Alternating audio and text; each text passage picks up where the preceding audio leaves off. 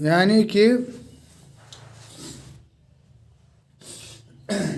Euler जो था इसने क्या कहा कि इसने कहा कि ये कंटिन्यू है पिछले वाले लेक्चर के साथ। एक्स स्क्वायर प्लस 4 = 0 हमने एक इक्वेशन ली थी।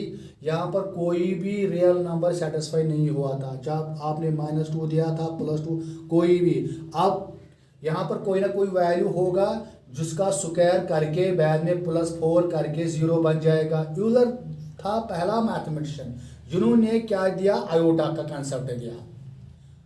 आयोटा का कंसेप्ट दिया। आयोटा है क्या, आयोटा का उसको उसने स्क्वायर चढ़ाया और बोला ये आयोटा स्क्वायर, आप याद रख लीजिए ये -1 है। ठीक है, ये जो आयोटा है ना, wire iota is an imaginary number. Wire iota is called imaginary number. इसको बोला गया है कि ये इमेजनरी नंबर है। ठीक है, और आयोटा किसके बराबर है, iota is equal to, square चढ़ाओ स्क्वायर हटाओ यहाँ से, यानी कि √(-1). ये जो आयोटा है ये √(-1) है। यानी कि इससे इस चीज ये जो है सॉल्यूशन, इसका मसला हल हुआ है। फॉर एग्जांपल कैसे, देख लीजिए आपने यहाँ पर कोई भी नेचुरल नंबर डाला, कोई भी रियल नंबर, कोई भी इंटीजर, कोई यहाँ पर सेटिस्फाई नहीं हुआ। जैसे कि x² + 4 = 0 हमने लिया था, कोई भी रियल नंबर यहाँ पर सेटिस्फाई नहीं।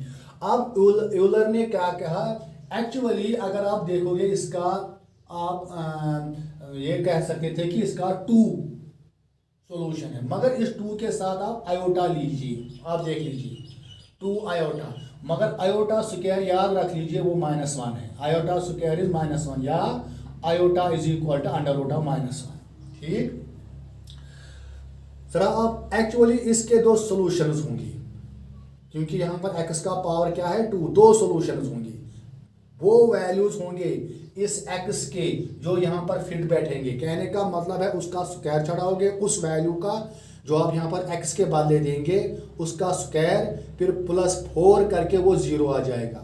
2 पे नहीं बना, -2 पे नहीं बना। अब यहाँ पर क्या है, हमने दिया 2 आयोटा।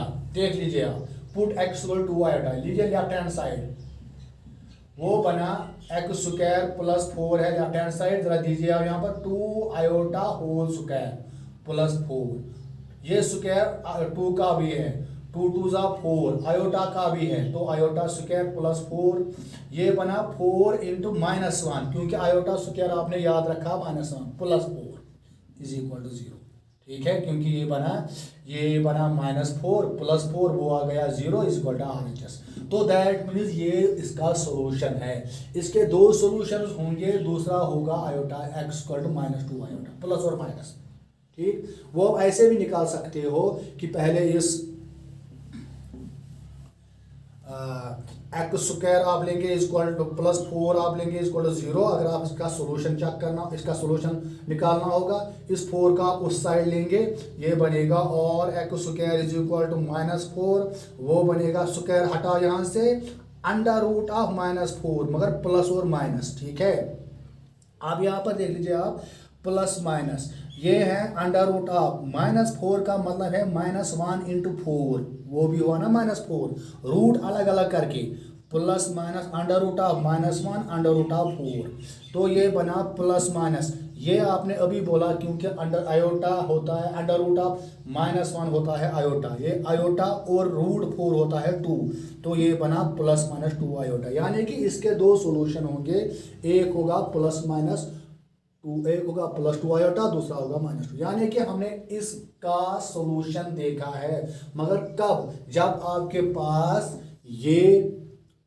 कंसेप्ट आ गया कि iota square is equal to -1। ठीक है, अब हम इसके बाद बताएंगे, क्योंकि जब से आपको पता है कि नेचुरल नंबर्स कैसे होते हैं, इंटीजर्स कैसे होते हैं, रियल नंबर्स कैसे होते हैं, उनकी शेप कैसे होते हैं, रैशनल नंबर, इरेशनल नंबर। ठीक है, इसी तरह हम बाद में बताएंगे कि कॉम्प्लेक्स नंबर की शेप कैसे होती, वो कैसे होंगी। ठीक है, और एक चीज हम बता देंगे बाद में। चलिए हम पहले लिखेंगे integral powers of iota. Integral means integers.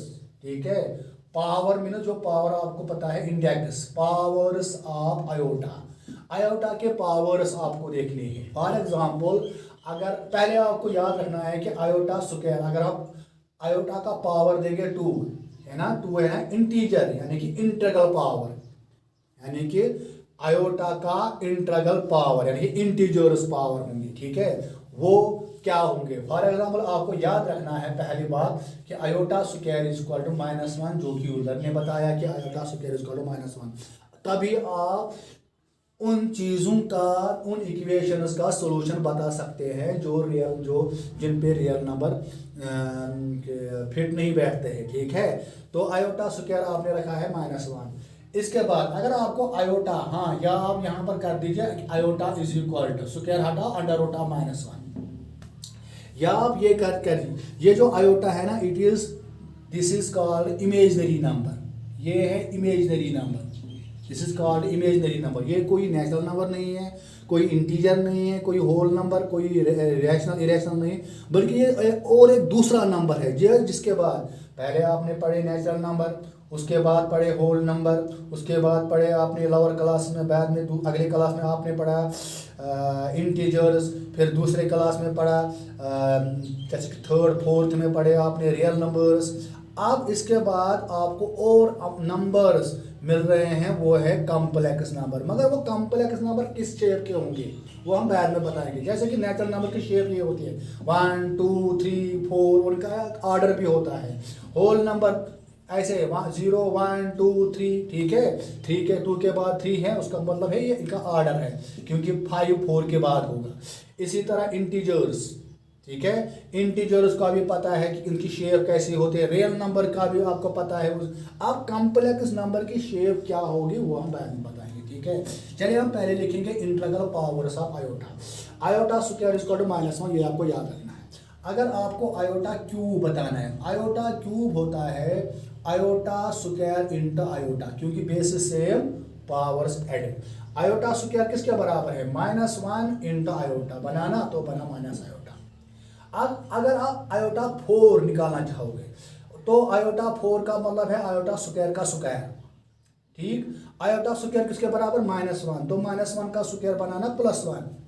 अब अगर आयोटा 4 जो है ना, अगर इसके बाद 4 के बाद कोई भी पावर होगा 5 6 7, उसको आप रिड्यूस करोगे 4 इंटू कुछ। फॉर एग्जांपल अगर आयोटा रेज पावर 5 होगा, आप ये लिखोगे, तू लिख जाओ आयोटा 4 जनित मुनित पे लिख जाओ आयोटा। अगर आयोटा 6 आए तू लिख जाओ iota 4 into iota square, basis same powers added. अगर आयोटा 7 आए तो ये ले जाओ आयोटा 4 इंटू आयोटा क्यूब, ठीक है। इसी तरह अगर आपको आयोटा रेज पावर 100 होगा, आप लिखोगे आयोटा 4 इंटू कितना बन जाएगा 25, ठीक।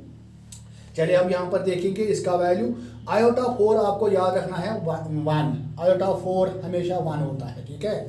आयोटा 5 यानी कि आयोटा 4 इंटू एक आयोटा 4 लिख लीजिए और बाकी जो रहेगा, ठीक है, यानी कि आयोटा 4 है 1 इंटू आयोटा, वो बना आयोटा।